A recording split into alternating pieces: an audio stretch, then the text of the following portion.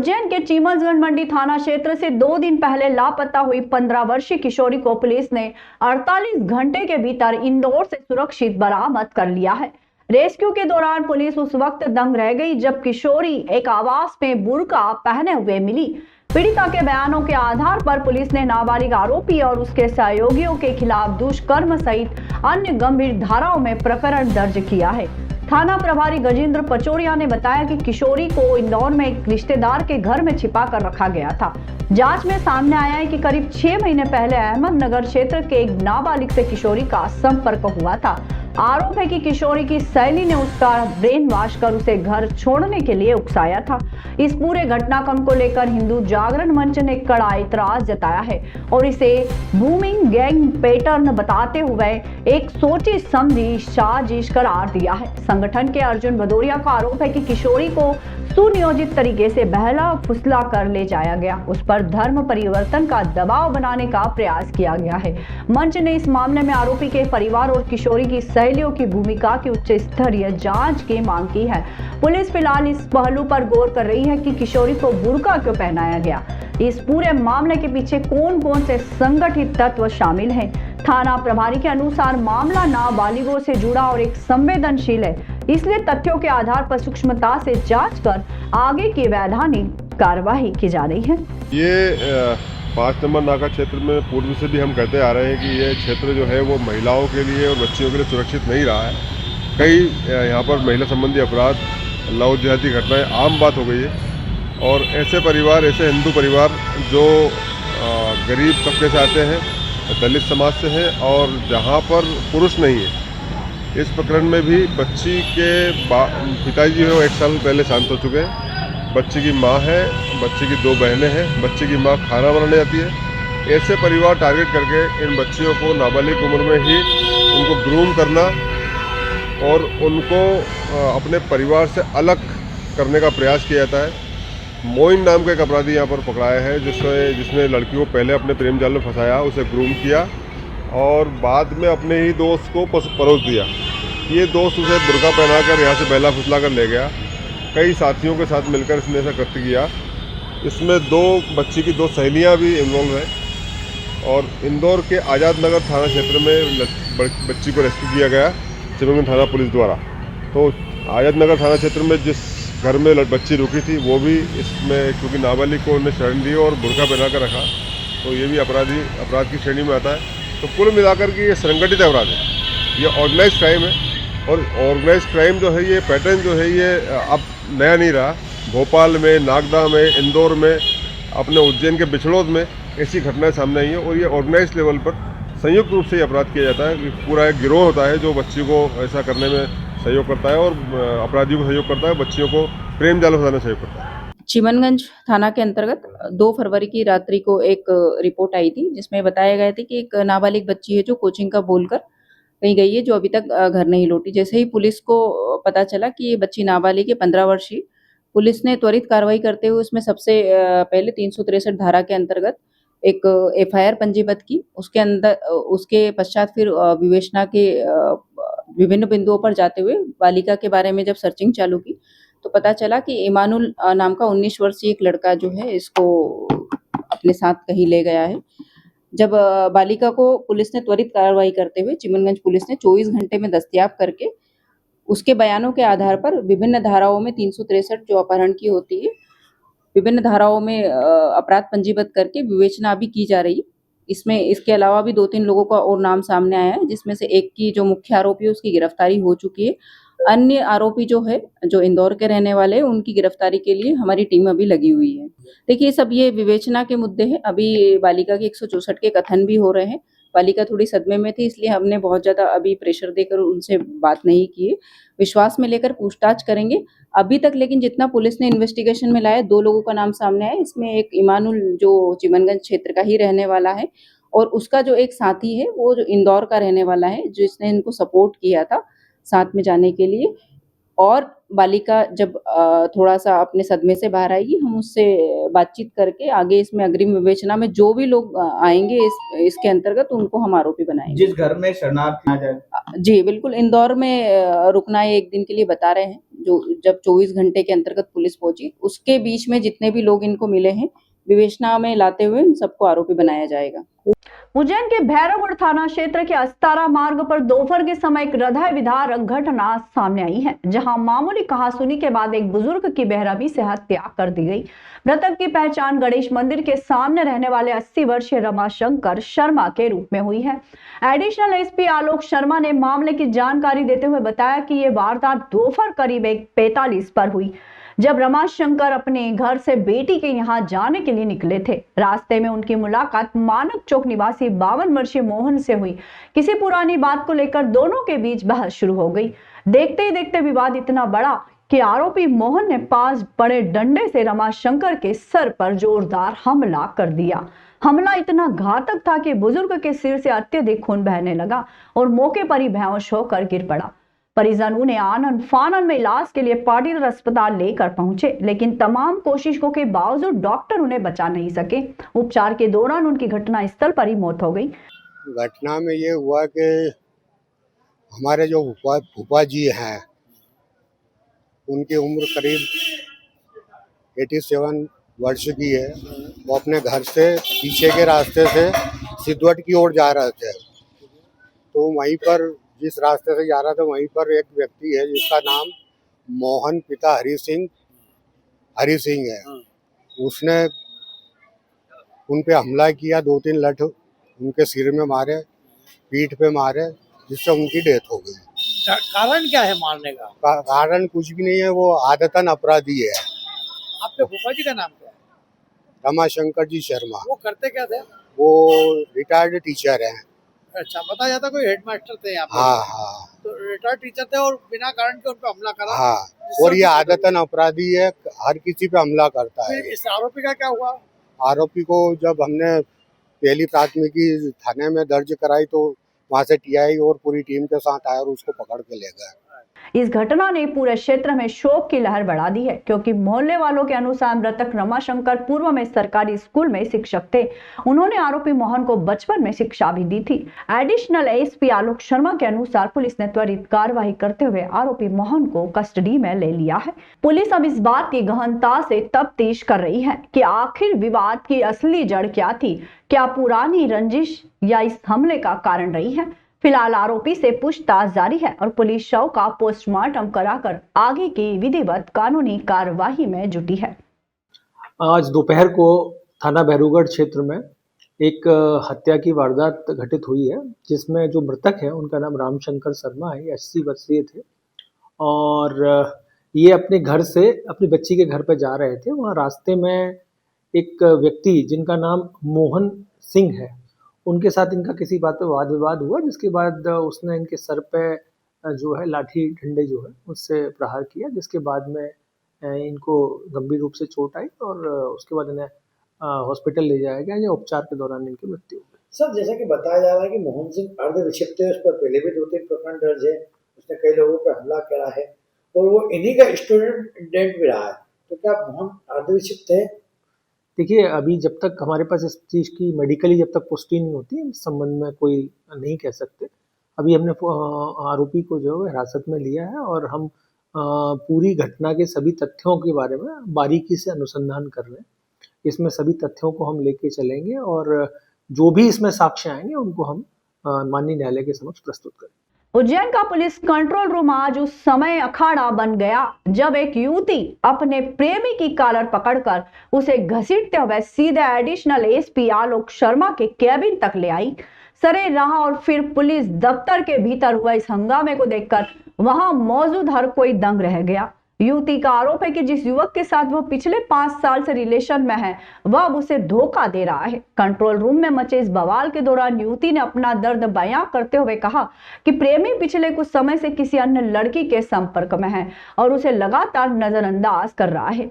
विवाद सिर्फ बेवफाई तक ही सीमित नहीं रहा। युवती ने गंभीर आरोप लगाते हुए कहा कि युवक का भाई वकील है और वह उसे जान से मारने की धमकियां दे रहा है। युवती ने पुलिस से न्याय की गुहार लगाते हुए कहा कहा है कि उसे अपनी जान का खतरा है।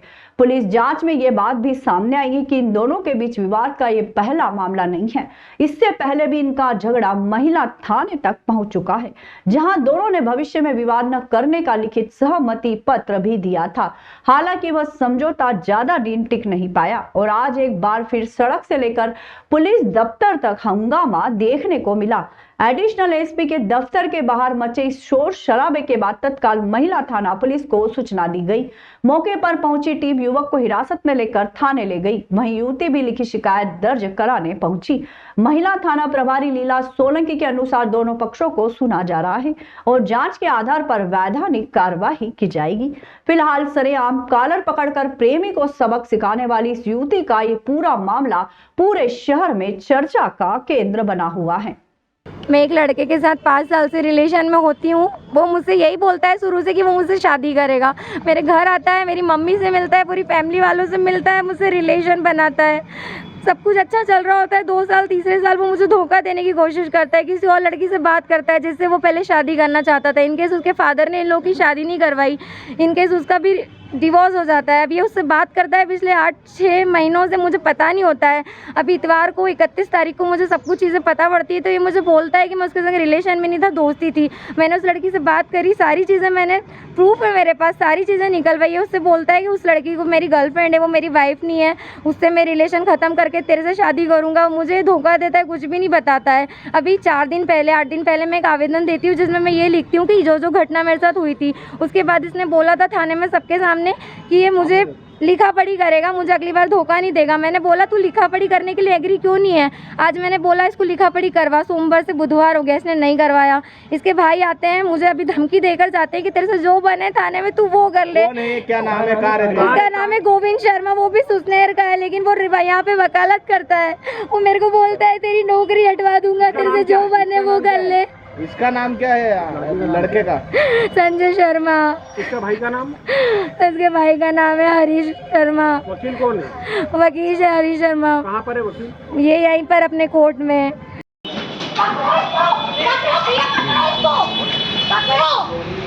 चल तू अंदर आ, करेगा बर्बाद मुझे, चल पूरी बेटा बात बताइए तो। सर है अंदर, अभी नहीं है रिलेशन में किसी और लड़की को बोलता है तेरे से शादी। मैंने FIR 8 दिन पहले कंप्लेंट करी थी, इसका वीडियो डालना, मैं खुद बोल रही हूँ, मुझे परवाह नहीं इज्जत की। एक मिनट बेटा, इसका भाई वकील है सर।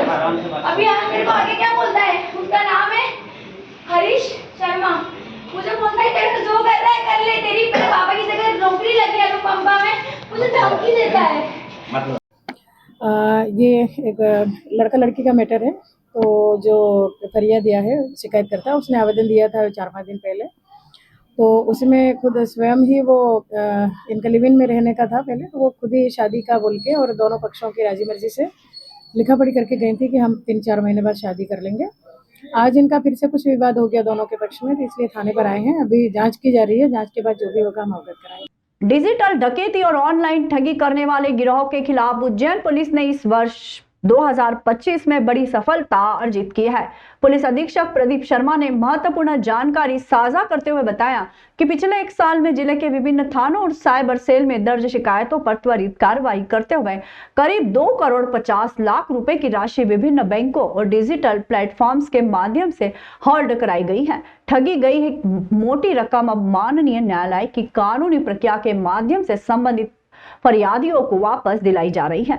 एएसपी ने स्पष्ट किया है कि समय रहते की गई पुलिसिया कार्रवाई के कारण कई परिवारों को भारी आर्थिक नुकसान से बचाने में कामयाबी मिली है। एएसपी प्रदीप शर्मा ने बताया कि साइबर अपराधों के मामलों में समय की अहमियत सबसे ज्यादा होती है। यदि कोई व्यक्ति किसी भी प्रकार की ऑनलाइन धोखाधड़ी का शिकार होता है तो उसे तत्काल हेल्पलाइन नंबर 1930 या सरकारी पोर्टल पर शिकायत दर्ज करानी चाहिए।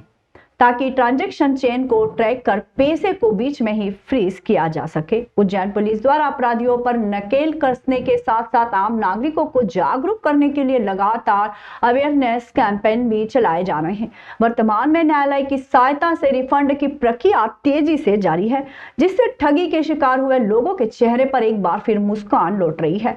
पुलिस का लक्ष्य है कि आने वाले समय में साइबर सेल को अधिक सशक्त बनाकर तकनीकी ठगी पर पूरी तरह अंकुश लगाया जाए। सामान्य सी बात है कि प्रतिष्ठा को देखते हुए कि प्रतिष्ठा बिल्कुल स्वाभाविक है कि हर व्यक्ति जो इतनी सम्मान करने आए हैं तो सबसे ज्यादा डर उनको प्रतिष्ठा का रहता है, और इसके लिए बड़े भयभीत थे और इसलिए उन्होंने पैसे ट्रांसफर करने का इससे पहले कि एक भी रुपये ट्रांसफर हो पाता इन्होंने पुलिस को सूचना दी। तत्काल हमारे एसडीओपी और सीएसपी साहब ने पहुंचकर इनको वो नंबर्स भी हमने सभी रिकवर कर लिए। इसमें पृथक से अभी इन्वेस्टिगेशन जारी है और उसके अनुसार सभी बैंक के जो साथी हैं, अविनाश कुमार जी ब्रांच मैनेजर, प्रियांक गायकवाड़ जी, जालम सिंह चौहान जी, सीपी कारपेंटर साहब और योगेश सोलंकी जी, इनका धन्यवाद देता हूँ कि इन्होंने अपने कर्मचारी जिन्होंने सूचना मिलते ही तत्काल खाचरौद से उज्जैन और उज्जैन में दोनों सीएसपी साहब बिना इस बात की चिंता के साथ आदरणीय दादा से बात करके उनको कन्विंस किया और इतना बड़ा फ्रॉड होने से रोका। तो मैं इन सभी की आकांक्षा एसडीओपी खाचरौद करता हूँ। अभी मामले में हम लोग कुछ इंपॉर्टेंट क्लू मिले हैं जिसके संबंध में हमारी पुलिस जांच कर रही है और मुझे लगता है कि कल सुबह तक अलग अलग साइबर फ्रॉड के केसेस में पिछले साल हम लोगों ने करीब 2.5 करोड़ रुपए विभिन्न बैंक्स और प्लेटफॉर्म के माध्यम से होल्ड कराए थे, जिनको माननीय न्यायालय के द्वारा की मदद से संबंधित फरियादियों को वापस दिलाने की प्रक्रिया लगातार हमारे द्वारा की जा रही है।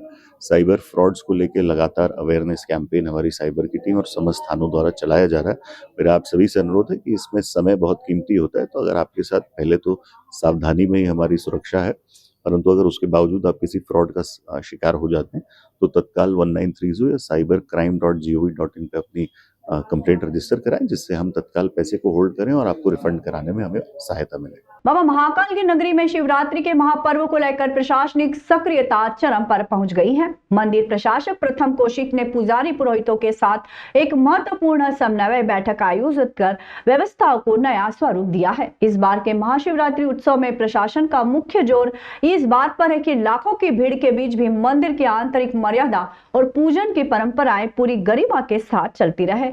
बैठक में सबसे बड़ा निर्णय पुजारियों के प्रवेश को लेकर किया गया है। अब पुजारी और पुरोहितों के लिए गेट नंबर 13 को विशेष रूप से आरक्षित किया गया है, ताकि वे बिना किसी असुविधा और धक्का मुक्की के सीधे मंदिर परिसर के भीतर पहुंच सके। प्रशासक ने स्पष्ट किया है कि श्रद्धालुओं के सुगम दर्शन और मंदिर के भीतर होने वाले अनुष्ठानों के बीच एक स्पष्ट संतुलन बनाया जाएगा। इसके लिए पुजारियों के आवागमन के लिए एक पृथक गलियारा निर्धारित किया गया है, जिससे वे बिना किसी मानवीय दबाव के गर्भगृह तक पहुंच सकेंगे। अभिषेक और पूजन सामग्री लाने की व्यवस्था को भी पहले से कहीं अधिक सरल और सुगम बनाया गया है, ताकि विशेष अनुष्ठानों के समय सामग्री ले जाने में कोई बाधा न आए। पूजन कार्यों में किसी प्रकार की देरी को रोकने के लिए कदम मील का पत्थर साबित होगा। इसके अलावा महाशिवरात्रि के उपरांत आयोजित होने वाले विशाल भोज यानी प्रसादी वितरण को लेकर भी अभी से सख्त दिशा निर्देश जारी कर दिए हैं। प्रशासन का लक्ष्य है कि अन्न क्षेत्र और भोज स्थल पर व्यवस्था इतनी चाक चौबंद हो कि हर श्रद्धालु बाबा का प्रसाद अनुशासन के साथ ग्रहण कर सके। आज महाशिवरात्रि पर्व को दृष्टिगत रखते हुए मंदिर के सभी पुजारी और पुरोहितों के साथ में बैठक कर एक समन्वय स्थापित कर और जो मंदिर की व्यवस्थाएं हैं उनको सुचारू रूप से बनाए रखने के ऊपर चर्चा की गई है। इसके साथ ही चूँकि शिवरात्रि के पर्व पर बहुत अधिक संख्या में श्रद्धालुओं का आगमन महाकाल मंदिर में होता है, उसको देखते हुए किसी भी प्रकार से पूजन में किसी भी प्रकार की कोई परेशानी या कोई दिक्कत ना आए। जो पुजारी हैं, पुरोहित हैं, उनके आने जाने का मार्ग जो है वो निर्धारित रहे। पूजन सामग्री को लेके आने में किसी प्रकार की कोई दिक्कत ना आए। इसी प्रकार से जो महाशिवरात्रि के उपरांत जो भोज रहता है उसमें किसी प्रकार की कोई व्यवधान ना हो। इन सब विषयों के ऊपर चर्चा की गई और यह निर्धारित किया गया कि पुजारियों के लिए जो मंदिर के अंदर प्रवेश मार्ग रहेगा वो 13 नंबर गेट से रहेगा। वेस्टर्न रेलवे मजदूर संघ और आध्यात्मिक संगठन आनंदम एवं अनमोल धरोहर सोसाइटी के सहयोग से उज्जैन रेलवे स्टेशन स्थित कम्युनिटी हॉल में 6 से 8 फरवरी तक एक विशेष ध्यान कार्यक्रम का आयोजन किया जा रहा है। गोल्ड मेडलिस्ट इंजीनियर और आध्यात्मिक मार्गदर्शक महर्षि आलोक के सानिध्य में होने वाले शिविर का शीर्षक एक मुलाकात स्वयं से रखा गया है। महर्षि आलोक ने बताया कि वर्तमान समय की जटिल कार्यशैली और भागदौड़ के बीच ये कार्यक्रम रेल कर्मचारियों और आम लोगों के लिए मानसिक शांति और आत्म साक्षात्कार का एक महत्वपूर्ण जरिया बनेगा।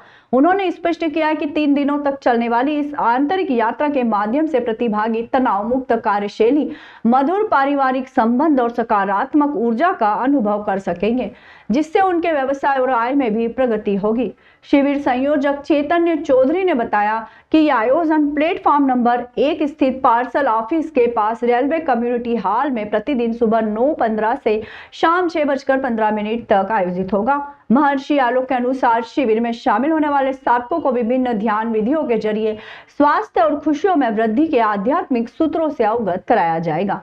इस आयोजन को अनमोल धरोहर वेलफेयर सोसाइटी का भी विशेष सहयोग प्राप्त है। प्रतिभागियों की सुविधा के लिए 3 दिनों तक नाश्ते, भोजन और चाय की व्यवस्था भी सुनिश्चित की गई है। आयोजकों ने बताया कि शिविर में प्रवेश के लिए पूर्व पंजीयन अनिवार्य है, जिसके लिए इच्छुक व्यक्ति मोबाइल नंबर 9165119131 और 9752496100 पर संपर्क कर सकते हैं। यह पहल कर्मचारियों के व्यक्तिगत और व्यावसायिक जीवन में संतुलन और 200% सफलता सुनिश्चित करने की दिशा में एक बड़ा कदम मानी जा रही है। देखिए, जैसे नाम ही है आनंदम, आनंद का महासागर, तो किस तरीके से हम उस परम आनंद को अनुभव कर लें जो सुख और दुख के पार है। जिस असीम शांति को, जिस असीम आनंद को भगवान गौतम बुद्ध ने अनुभव किया, भगवान महावीर ने अनुभव किया, भगवान श्री कृष्ण ने, भगवान श्री राम ने, भगवान शिव ने अनुभव किया, कि ऐसे उसको हम अनुभव करें, उसके लिए कार्यक्रम होने के लिए जा रहा है। और हर व्यक्ति उसको अनुभव कर सकता है और उसको जानना, उसमें डुबकी लगाना हर व्यक्ति का जन्मसिद्ध अधिकार है। तो मैं निवेदन करता हूँ, आएँ और आकर के खुद अनुभव करें। ये कार्यक्रम रेलवे कम्युनिटी हॉल में होने के लिए जा रहा है और रेलवे की जो एक संस्था है वेस्टर्न रेलवे मजदूर संघ, उनकी इनिशिएटिव पर ही, उनके प्रयास पर ये कार्यक्रम होने जा रहा है। तो रेलवे के जो हमारे बहुत अच्छे अच्छे कर्मचारी हैं, जो यहाँ के नेतृत्व करने वाले बंधु हैं, वही इस कार्यक्रम को कर रहे हैं। क्या बताया जाएगा? देखिए, आज की तारीख में सब लोग बहुत स्ट्रेस में जी रहे हैं, बहुत सारी डिसीज़ के साथ जी रहे हैं, बहुत सारी बीमारियों को हम फेस कर रहे हैं, पारिवारिक कलह को हम देख रहे हैं। ये सब कैसे दूर हो, सारा का सारा स्ट्रेस कैसे मिट जाए, सारा डिप्रेशन कैसे चला जाए और कैसे सारी दवाइयाँ छूट जाएं, किस ढंग से हम परफेक्टली हेल्दी हो जाएं और हमारा परिवार किस तरीके से एकजुट हो जाए। गोस्वामी तुलसीदास श्री रामचरितमानस में कहते हैं, जहाँ सुमति तह संपत्ति नाना। जिस घर में सुमति है, आपस में प्रेम है, सौहार्द है, सबकी आपस में बहुत बॉन्डिंग है, उस घर में कहाँ कहाँ से संपत्ति आएगी, कहाँ कहाँ से धन आएगा, कहाँ नहीं जा सकता। और जहाँ कुमति तह विपत्ति निदाना, जिस घर में लड़ाई झगड़ा चलता है, वहाँ पर कहाँ से विपत्ति आएंगी, कहाँ नहीं जा सकता। तो इस कार्यक्रम में बताया जाएगा कि कैसे सुमति हो, कैसे बॉन्डिंग हो, कैसे भाईचारा हो, कैसे परिवार में शांति और आनंद हो। आपका नाम? मेरा नाम है महर्षि आलोक या स्वामी आलोक। पश्चिम रेलवे में कर्मचारियों का नंबर 1 संगठन है वेस्टर्न रेलवे मजदूर संघ। वेस्टर्न रेलवे मजदूर संघ कर्मचारी के हितों को, कर्मचारी के स्ट्रेस को कम करने के लिए लगातार प्रयासशील रहता है और उसी लय में ये कार्यक्रम हम करने जा रहे हैं। 3 दिवसीय मेडिटेशन का एक प्रोग्राम है, जिसमें कई प्रयोगों के द्वारा किस प्रकार से स्ट्रेस को कम करें और हम अपनी उत्पादकता को रेलवे में और अच्छे से बढ़ाएं और हम भी सुखी रहें, हमारा परिवार भी सुखी रहे, इस थीम को लेकर के कार्यक्रम वेस्टर्न रेलवे मजदूर संघ द्वारा कम्युनिटी हॉल, जो कि platform number 1 Ujjain railway station के पास है, वहाँ पर 6, 7 और 8 फरवरी को सुबह 9 बजे से लेकर शाम के 6 बजे तक किया जा रहा है। इसमें कौन कौन शामिल होंगे? इसमें रेलवे कर्मचारियों के अलावा कोई भी ऐसा व्यक्ति जो अपने आप को स्ट्रेस से फ्री करना चाहता है, आनंद की अनुभूति लेना चाहता है, वो इसमें शामिल हो सकता है। किनके द्वारा ये पूरा प्रस्तुति दी जाएगी? ये जो पूरा प्रोग्राम किया जा रहा है, वेस्टर्न रेलवे मजदूर संघ, हमारे आनंदम के द्वारा आनंदम के हमारे महर्षि आलोक इस प्रोग्राम को कंडक्ट करेंगे और साथ ही इस प्रोग्राम को एक सोसाइटी, एक सामाजिक संस्था है हमारी अनमोल धरोहर, उनके डायरेक्टर जो मेरे साथ यहाँ मौजूद है यादव जी, इनके द्वारा हम तीनों के द्वारा ये कार्यक्रम कराया जा रहा है। आपका नाम? मेरा नाम चैतन्य चौधरी, सचिव वेस्टर्न रेलवे मजदूर संघ उज्जैन शाखा।